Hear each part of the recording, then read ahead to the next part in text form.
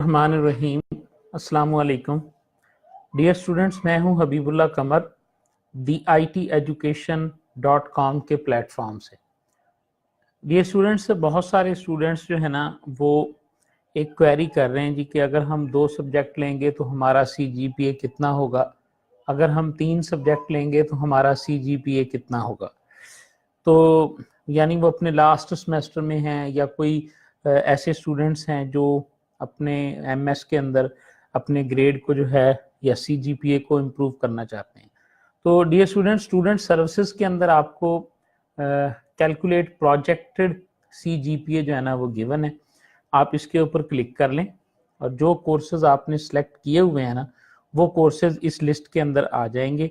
आप अभी चूंकि डेट है तो आप कोर्सेज को 1, 2, 3 को ज़्यादा या कम सेलेक्ट करके भी देख सकते हैं।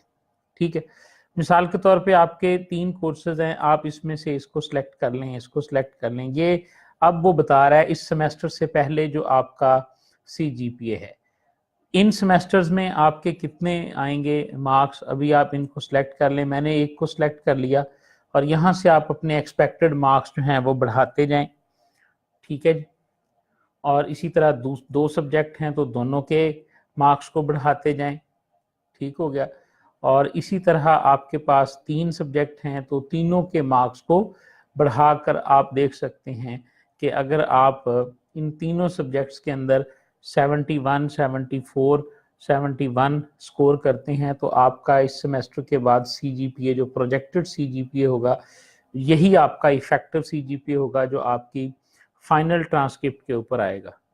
तो मेरे पास चूंकि MScs के किसी स्टूडेंट का यूज़र नेम पासवर्ड नहीं था तो इसलिए मैंने ये एक MCS के स्टूडेंट से पासवर्ड लेकर तो ये आपको बताया है। बहुत सारे स्टूडेंट्स और बहुत सारी क्वेरीज थी इस रिगार्ड में।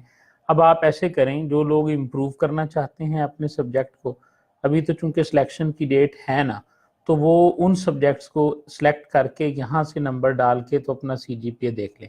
अब एक मैं आप लोगों को सजेशन देना चाहता हूँ इस सारे प्रोसेस में कि अगर आपका CGPA एक सब्जेक्ट में से 80 मार्क्स लेकर आपकी रिक्वायरमेंट को पूरा करता है, आप 3.0 लेना चाहते हैं, ठीक है, और ये देखें अभी आपके सामने एक स्टूडेंट का मैसेज आया कि 7 सब्जेक्ट क्लियर है और मैं एक के साथ 2 को लेके तो सब्जेक्ट को कौन सा सब्जेक्ट इम्प्रूव करूं। बहरहाल तो इसी तरह आप बड़ी आसानी के साथ जो है ना वो इसको कोप अप कर सकते हैं और ये देख सकते हैं। मैं ये जो मैं अपना पर्सनल एक्सपीरियंस आपके साथ शेयर करने लगा हूं, वो पर्सनल एक्सपीरियंस मेरा कुछ इस तरह से है कि आप एक सब्जेक्ट में से अगर 2 सब्जेक्ट लेके आपको 70 मार्क्स लेने पड़ते हैं तब जाके आपका रिक्वायर्ड CGPA आता है। मैं मिसाल देता हूँ, मेरा रिक्वायर्ड CGPA मेरा 2.7 या 8 के करीब आया जब मेरे 30 क्रेडिट आवर पूरे हो गए MScs के। ठीक है, तो मैंने 2 सब्जेक्ट को सिलेक्ट किया इम्प्रूव करने के लिए। 2 में अगर मैं 74 लेता था तो मैं 3.01 पे फॉल करता था, और अगर मैंने एक को सिलेक्ट करके उसमें जब बढ़ाए नंबर तो जब मैं एक में से 81 लेता था ना तो मेरा 3 CGPA हो जाता था। तो मैंने फिर एक को सिलेक्ट किया बजाय इसके कि 2 सब्जेक्ट की असाइनमेंट्स, 2 सब्जेक्ट देखे ना, 71 लेने के लिए भी आपको पता है अच्छा खासा पढ़ना पड़ता है, तो 81 लेने के लिए 71 से थोड़ा सा ज्यादा पढ़ना पड़ता है। मैंने एक सब्जेक्ट लिया, उसकी असाइनमेंट्स को प्रॉपरली सॉल्व किया, मिड और फाइनल को दिया तो मुझे उसमें से रिक्वायर्ड 80+ मार्क्स आ गए और मैं अपने मतलूबा जो मेरा टारगेट था उस CGPA के ऊपर 3.01 के साथ मैंने MS को कंप्लीट किया ताकि PhD के एडमिशन के लिए जो बेसिक और प्रीलिमिनरी रिक्वायरमेंट है वो पूरी हो सके। समझ आ गई बात की?